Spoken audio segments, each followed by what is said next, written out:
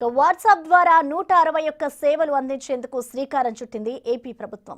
ప్రభుత్వ కార్యాలయానికి వెళ్లకుండా ఫోన్లోనే మనకు కావాల్సిన సర్టిఫికెట్లు కూడా పొందవచ్చు. ఈ సేవల్ని ఎలా పొందాలి, ప్రాసెస్ ఎలా ఉంటుంది, హ్యాకర్లు పంజా విసిరే అవకాశం ఉందా, ఇలాంటి డౌట్లను నివృత్తి చేసే ప్రయత్నం చేశారు మా శ్రీకాకుళం ప్రతినిధి రాము. ఆ డీటెయిల్స్ ఇప్పుడు చూద్దాం. వాట్సాప్ సేవలను రాష్ట్ర ప్రభుత్వం అందుబాటులో తీసుకుని దీనికి సంబంధించి కూడా మనతో పాటు మాట్లాడడానికి సచివాలయం అధికారి ఉన్నారు. సార్, ఈ సేవలు ఏ విధంగా మనం ఇప్పుడు వినియోగదారుడు ఏ విధంగా వినియోగించుకోవాలి? సార్, ఇది చాలా మంచిది సార్. యాక్చువల్గా ఏంటంటే ఇప్పుడు మనకి సచివాలయంకి వచ్చి వాళ్ళకి ఏం కావాలంటే ఇదివరకు తీసుకునేవాళ్ళు. ఇప్పుడు అలా కాకుండా జస్ట్ ఈ నెంబర్ ఉంది కదండి, 9552300009, లేదనుకుంటే ఈ లింక్ ద్వారా అయినా జస్ట్ మనం క్లిక్ చేయగానే ఇదిగోండి సార్. యాక్చువల్గా ఇలా గవర్నమెంట్ ఆఫ్ ఆంధ్రప్రదేశ్ అని వస్తుంది సార్. మనం జస్ట్ హాయ్ అని పెడితే హాయ్ అని పెట్టగానే మనకి ఏమవుతుందంటే ఇలాగ ఐకాన్ వస్తుంది సార్, సేవను ఎంచుకోండి అని చెప్పి. ఈ సేవ మీద మనం క్లిక్ చేయగానే మనం ఏ సేవ ఎంచుకోవాలనేది వాడు ఆటోమేటిక్ చూపిస్తున్నాడు సార్. దయచేసి ఒక సేవను ఎంచుకోండి అని చెప్తున్నాడు.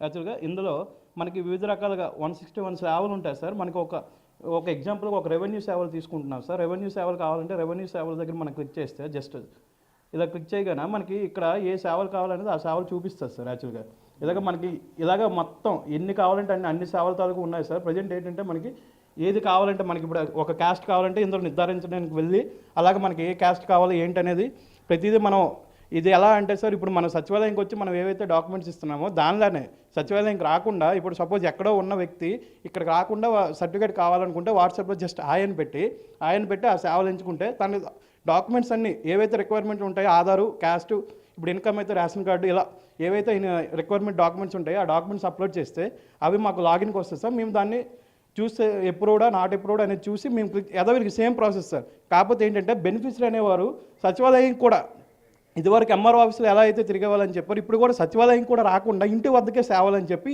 దీన్ని మాత్రం తీసుకొచ్చారు సార్. దీనివల్ల ఏంటంటే ఎక్కడో ఉన్నా సరే తనకు కావాల్సిన సర్టిఫికేట్ కావాలంటే వాళ్ళ వాట్సాప్కి డైరెక్ట్గా వెళ్తుంది సార్. అది విత్ ఇన్ వెసర్ని పీరియడ్, దానికంటే ఒక పీరియడ్ ఉంటుంది సార్. ఇప్పుడు క్యాస్ట్ 2 days 30 days ఇలా లిమిట్ అనేది ఉంటుంది. ఆ లిమిట్ అనేది కామన్ సార్. వెంటనే విత్ ఇన్ 5 minutes అనేది కాదు.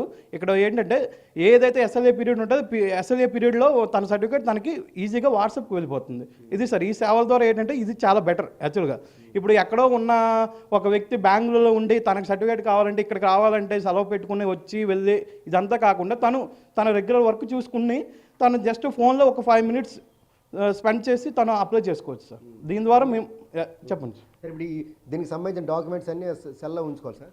యాక్చువల్గా సార్ ఇప్పుడు ఇక్కడ మనం అక్కడ నిర్ధారించడానికి క్లిక్ చేయగానే ఏం అడుగుతుందంటే అప్లోడ్ డాక్యుమెంట్స్ అడుగుతుంది సార్. ఆ డాక్యుమెంట్స్ ఇప్పుడు మనం కెమెరా ద్వారా అయినా చేసుకోవచ్చు, ఫైల్స్ ద్వారా అయినా చేసుకోవచ్చు.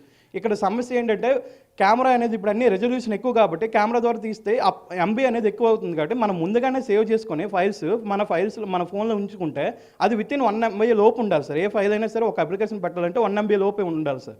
1 MB లోపు కావాలంటే డైరెక్ట్ కెమెరా ద్వారా తీసుకుంటే ఇంపాసిబుల్ సార్. సో మనం దేనికంటే ఆ ఫైల్స్ అనేవి మనం ముందే సేవ్ చేసుకుంటే అప్లోడ్ ఈజీగా ఫైల్స్ ద్వారా చేసుకుంటే అది ఈజీగా అప్లోడ్ అయిపోతుంది సార్, త్వరగా అవుతుంది. లేదనుకుంటే దీనివల్లనే మనం అలా అప్లికేషన్ అనేది స్టక్ అయిపోద్ది. సో ఈ సర్టిఫికేట్ కావాలనుకుంటే ఈ సర్టిఫికేట్స్ ఎక్కడికి వెళ్తాయి, ఎలా వస్తాయి సార్? సార్ ఇప్పుడు కన్సర్న్ ఒక క్యాస్ట్ కావాలంటే కన్సర్న్ తను ఆల్రెడీ హౌస్ హోల్డ్ మ్యాపింగ్లో ఉండాలి సార్. ఇది కావాలంటే ఫస్ట్ సిటిజన్ అనేవాళ్ళు హౌస్ హోల్డ్ మ్యాపింగ్లో ఉండాలి సార్. ఏ హౌస్ హోల్డ్ మ్యాపింగ్లో ఇప్పుడు ఒక సచివాలయం హౌస్ హోల్డ్ మ్యాపింగ్లో అయితే ఆ కన్సర్న్ విఆర్ఓకి వెళ్తుంది సార్, అలా ఆర్ఐ ఎంఆర్ఓ అలా వెళ్తుంది సార్. ఇక్కడ హౌస్ హోల్డ్ మ్యాపింగ్ అవ్వకుండా ఎవరికి కూడా ఈ సేవలు అనేది వర్తించారు sir. Compulsory household mapping అయ్యి ఉండాలి సార్. అయి ఉంటే తన ఆధార్ బట్టి డైరెక్ట్గా ఆ సచివాలయంకి వెళ్ళిపోతుంది సార్. అక్కడ ఏ సచివాలయం సెలెక్ట్ చేయాల్సిన అవసరం కూడా లేదు సార్.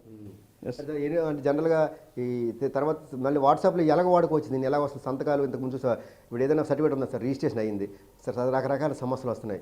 ఇప్పుడు అలాంటి సమస్యలు ఏమైనా లేకుంటే దీన్ని వాడుకోవచ్చా సార్? యాక్చువల్గా ఇదివరకు ఒక అప్లికేషన్ అప్రూవ్ చేయాలంటే దాని కన్సర్న్ విఆర్ఓ దగ్గరికి వెళ్ళి సైన్ చేయించుకుని మళ్ళీ ఆర్ఐ దగ్గరికి వెళ్ళి సైన్ చేయించుకుని మళ్ళీ ఎంఆర్ఓ సైన్ చేయించుకుని అప్లికేషన్ అక్కడ సబ్మిట్ చేసి అవి అప్రూవ్ అయ్యాక ప్రింట్ తీసుకునేవాళ్ళం సార్. ఇప్పుడు అలా కాకుండా డైరెక్ట్గా వాట్సాప్లో వీళ్ళు ఏదైతే అప్లోడ్ డాక్యుమెంట్ చేస్తారో ఫస్ట్ కన్సర్న్ విఆర్ఓ ఎవరైతే ఉంటారో అది వెరిఫై చేస్తారు సార్. ఎస్ ఈ క్యాస్ట్ అవునా కాదా, ఆయనకి ప్రీవియస్ క్యాస్ట్ అయినా సరే వాళ్ళ పేరెంట్స్ అయినా సరే వెరిఫై చేస్తారు. ఫీల్డ్ వెరిఫై చేసుకొని ఆవిడ అంతా ఓకే అయితే అప్రూవ్ చేస్తారు సార్. లేదనుకుంటే కామెంట్ రూపంలో ఎందువలన అది అప్రూవ్ కాలేదనేసి కామెంట్ రూపంలో కూడా మేము రాస్తాం సార్. రిప్లై ఇస్తాం సార్. రిమార్క్ ఏదైనా పొరపాటు ఉందనుకోండి సార్, అందులో ఖచ్చితంగా రిప్లై ఇచ్చి అది రిజెక్ట్ చేస్తాం సార్. రిజెక్ట్ చేస్తే మళ్ళీ ఎగైన్ ఆ బెనిఫిషరీ అది చూసుకొని ఎగైన్ ఆ మిస్టేక్ లేకుండా మళ్ళీ ఎగైన్ అప్లికేషన్ పెట్టుకోవచ్చు. ఇప్పుడు మీరు ఇస్తున్న సర్టిఫికేట్ అది ప్రతి ఇయర్ రెన్యువల్ చేయించుకోవాలా, లేకపోతే ఈ మొత్తం ఎన్నాళ్ళకని పనికి వస్తుంది సార్? ఇది యాక్చువల్గా ఏదైనా ఒక క్యాస్ట్ అనేది 1 year ఈ ఇనఫ్ సార్. 1 year తర్వాత ఏంటంటే రెన్యువల్స్ ఇలా రెన్యువల్ చేసుకునే కొద్దీ ఒక దేనికైనా సరే ఒక అప్లికేషన్ పెట్టాలనే సరే మనకి ఏంటంటే 6 months లోపు అడుగుతున్నారు.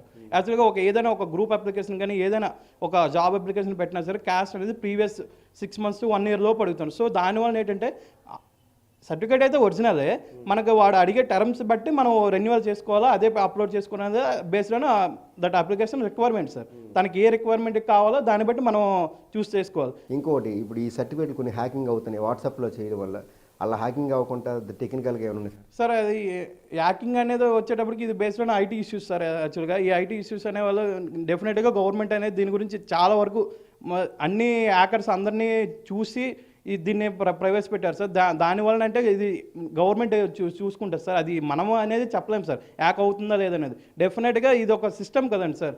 ఐటీ సాఫ్ట్వేర్ అనేది ఒక సిస్టమ్. ఈ సాఫ్ట్వేర్ని హ్యాక్ చేసారంటే ఇంత పెద్ద సేవలు కాబట్టి డెఫినెట్గా దీన్ని మానిటరింగ్ అనేది 24/7 జరుగుతుంది సార్.